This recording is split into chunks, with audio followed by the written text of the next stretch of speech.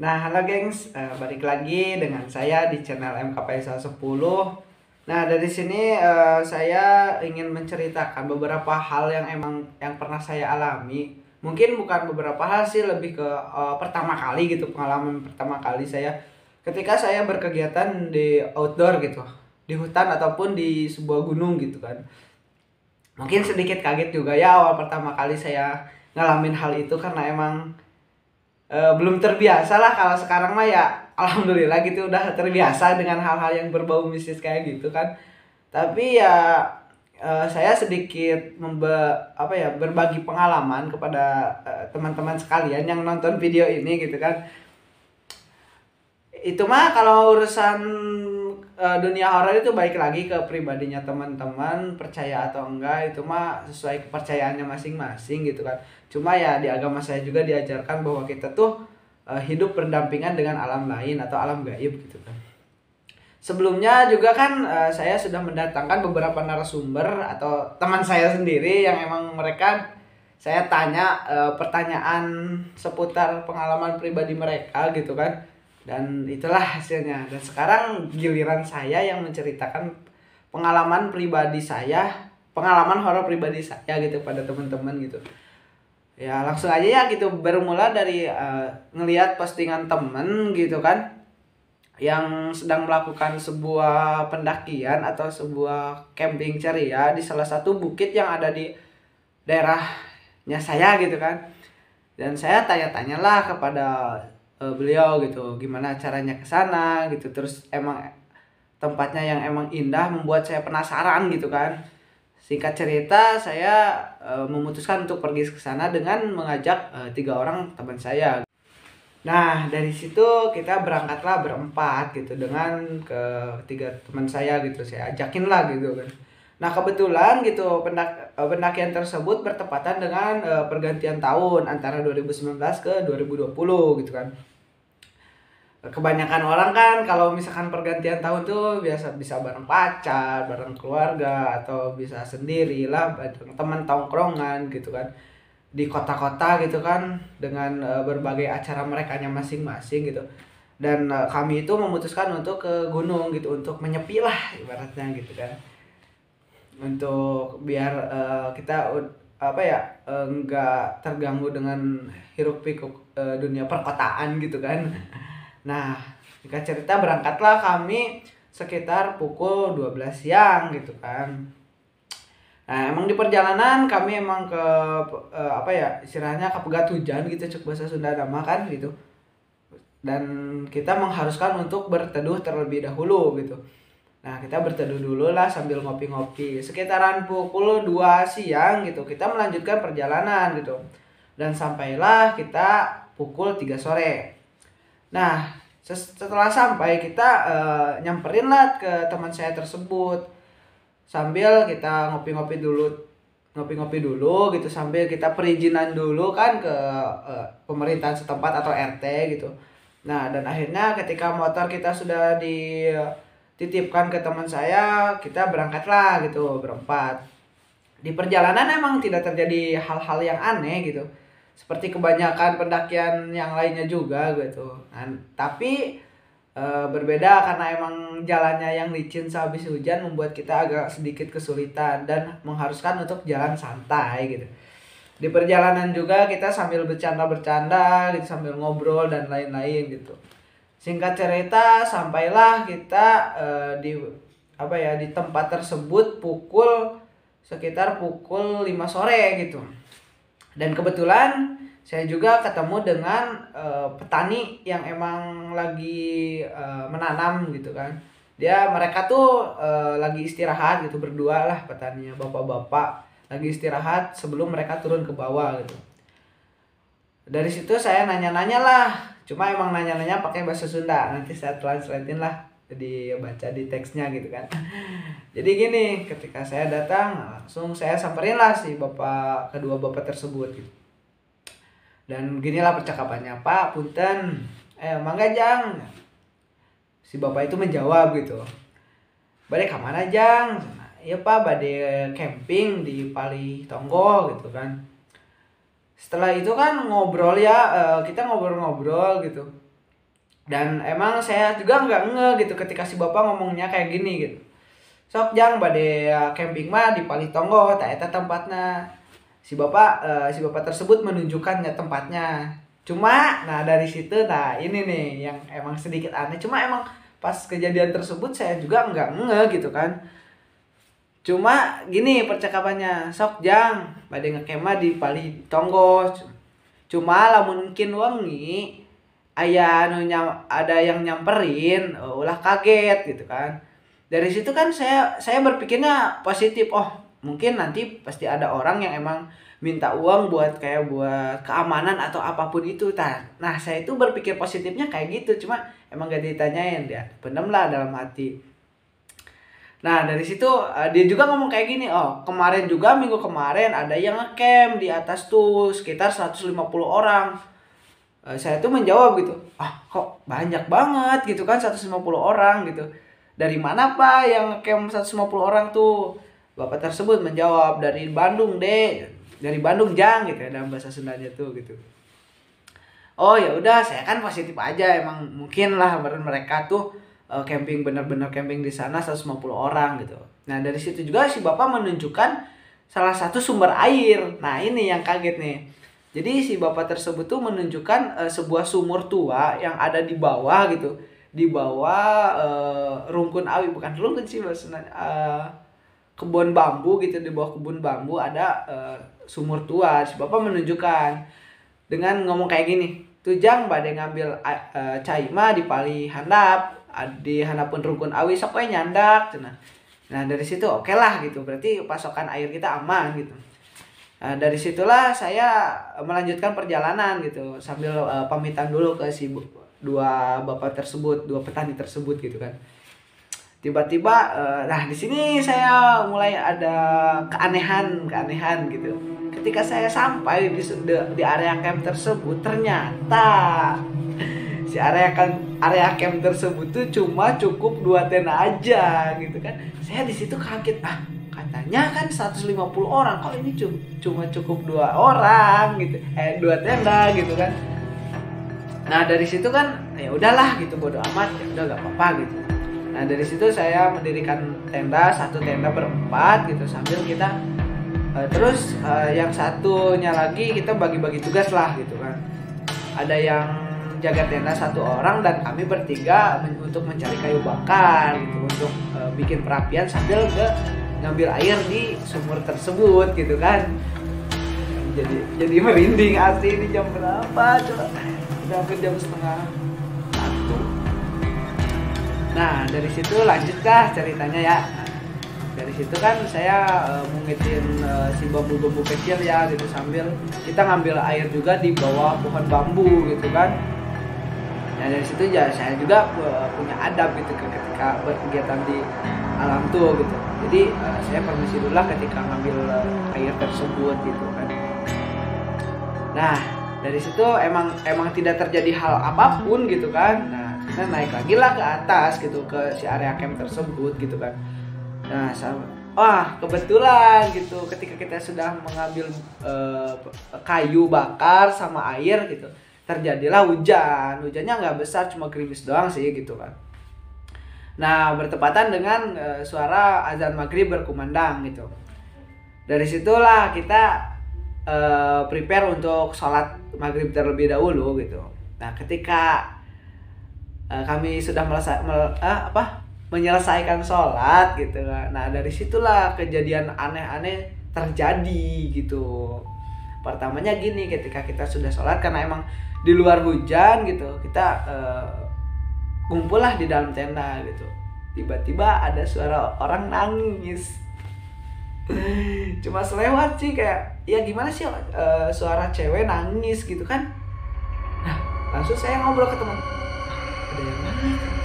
Ya udahlah gak apa-apa, biarin aja gitu kan, hiraukan aja, jangan diambil pusing. Dari situlah kami memutuskan untuk ngaji terlebih dahulu dan baca-baca doa. Dari situ kita ngaji dulu sampai kita bertemu dengan azan isya lah gitu, jam waktu sholat isya. Dari udah ngaji, terus kita masing-masing sholat isya karena emang karena emang tadi hujan juga kan, jadi kita sholatnya di dalam tenda dengan sendiri-sendiri gitu. Selesai sholat kita apa ya, ngobrol-ngobrol lah, nyampe kita jam 8 malam gitu. Dan kebetulan si hujannya tuh udah berhenti, udah reda lah gitu. Nah kebetulan juga kan kita membawa perbekalan logistik, dan saya juga membawa jagung gitu. Rencananya tuh mau dibakar. Ya kita keluar dari tenda, bikin perapian, bakar jagung gitu kan, sambil ngobrol juga gitu, ngalir ngidul lah cek bahasa Sunda gitu. Nah dari situlah apa ya, nggak terjadi hal apapun sih di situ mah gitu, emang aman-aman aja gitu. Nah singkat cerita, setelah habis berkegiatan tersebut nyampe jam 11 malam. Nah kebetulan juga gitu, jam 11 malam teh kembali hujan gerimis, yang emang kalau hujan gerimis tuh ya suasananya tuh atau beda lah gitulah. Mau dimanapun tempatnya pasti beda kalau gemercik hujan gerimis, apalagi ini di sebuah gunung, sebuah hutan gitu kan. Dah lah gitu. Nah dari situ kita pada masuklah ke dalam tenda. Oh iya, sebelum itu satu teman saya sudah tertidur duluan. Tiba-tiba bergantian lah masuk ke dalam tenda. Yang pertama masuk dulu dalam tenda, langsung disusul yang terakhir saya gitu. Dan mereka tuh pada udah rebahan gitu. Ketika saya masuk udah nutup si pintu tendanya kayak gitu loh. Nah gitu, ketika saya mau tidur, ketika tangan saya gini kena tenda. Nah ini yang bikin serem, set asli merinding bisa. Jadi ketika saya gini ya, tangan saya gini kan buat bantalan tidur gitu. Ketika ada suatu suara gitu, ada suatu pergerakan gitu kan, yang kayak orang ngerayap gitu kayak gini. Tapi kerasanya si orang tersebut kecil gitu, kerdil gitu kan. Gini kan suaranya tuh. Tiba-tiba si tangannya tuh nyentuh tangan saya. Jadi posisi tenda tuh kan kayak gini ya. Tangan saya gini. Nah, si tangan yang di luar gak tahu siapa, gak tahu makhluk apa kena tangan saya. Saya kan langsung kaget. Udah mah ini pengalaman horor pertama kali itu kan, langsung didatangin kayak gitu ya, kaget juga gitu kan. Dan emang asli tuh merinding banget asli. Nah dari situ kan kena nih perasaan saya, langsung saya astagfirullahaladzim gitu kan, baca-bacalah istighfar gitu. Dan emang makin kesini si tangannya tuh kayak gini nih ke tenda tuh, berbentuk tangan gini gitu, sampai gitu gitu kan ke tenda tuh. Nah dari situ kan astagfirullahaladzim, saya langsung membaca istighfar. Dan si teman saya yang di pinggir itu juga ngeliat gitu, dan saya langsung ngomong gini gitu kan, tuh lihat. Dan si teman saya langsung kayak meluk ketakutan, emang sama-sama ketakutan gitu kan. Dan ada satu teman saya yang masih bangun, dia mah cuek gitu, emang ya menghiraukan lah gitu kan, lagi sambil main HP juga gitu. Kalau saya tuh emang buset, asli takut banget gitu. Dan astagfirullahaladzim, dan ketika 15 menit kemudian lah hilang lah si hal-hal itu tuh, hal aneh itu tuh gitu, gak tahu pergi kemana lah gitu, takut gitu merenya bacaan mah. Nah dari situ lah kita lanjutlah untuk tidur gitu. Tiba-tiba tengah malamnya tetap kita masih digangguin gitu dengan banyak kayak di luar tuh kayak banyak orang gitu kan. Mungkin ini, pikir saya tuh mungkin ini yang dimaksud si dua petani tadi yang katanya kalau misalkan didatengin ada yang datengin jangan kaget. Nah ini mungkin ini gitu kan. Ternyata kan ini gitu yang ngedatangin saya gitu.